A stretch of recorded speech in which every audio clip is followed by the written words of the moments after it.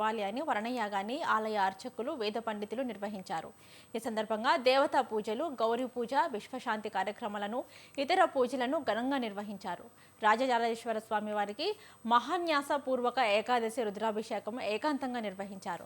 వర్ణయాగ మహోత్సవంలో భాగంగా మూల మంత్రం హోమం చేపట్టారు. ఇక ఉదయం 10:30 నుంచి 11 గంటల మధ్య పూర్ణాహుతి కార్యక్రమాన్ని నిర్వహించారు.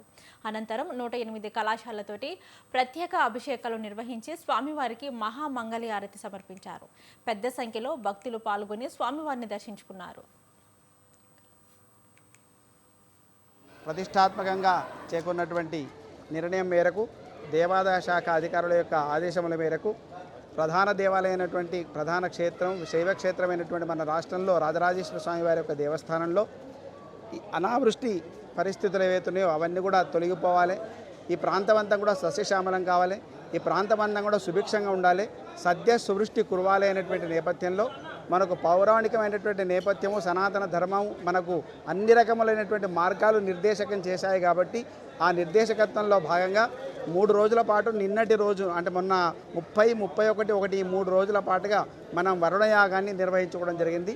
ఈ వరుణయాగ కార్యక్రమంలో భాగంగా ఋష్యశృంగుని యొక్క ప్రాణప్రతిష్ఠ వాడలో మనందరం కూడా దేశం సుభిక్షంగా ఉండాలని 3 రోజుల వరుణయాగం జరుపుకోవడం జరిగింది.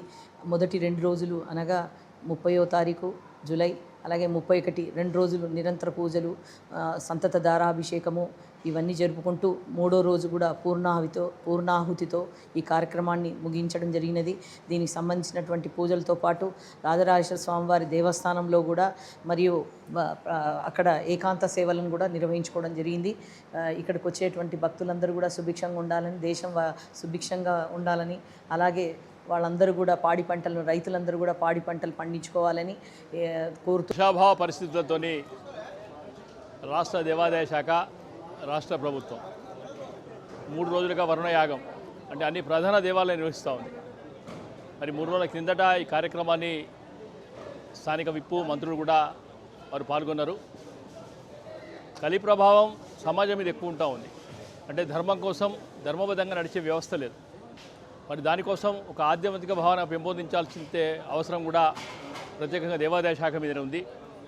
మరి ఈ 3 రోజుల కార్యక్రమం పూర్ణాహుతి ముగిసింది కనుక ఈ ప్రాంతంలో, ఈ రాష్ట్రంలో ఆ వరుణుని ఆశీస్సులు, వర్షాభావ పరిస్థితులు ఉనిగే రైతులు అనేక రకాలుగా కూడా రైతులు ఏదైతే ప్రకృతిని నమ్ముకొని నివసిస్తారు, మరి వర్షాభావ పరిస్థితులు బాగుండాలి.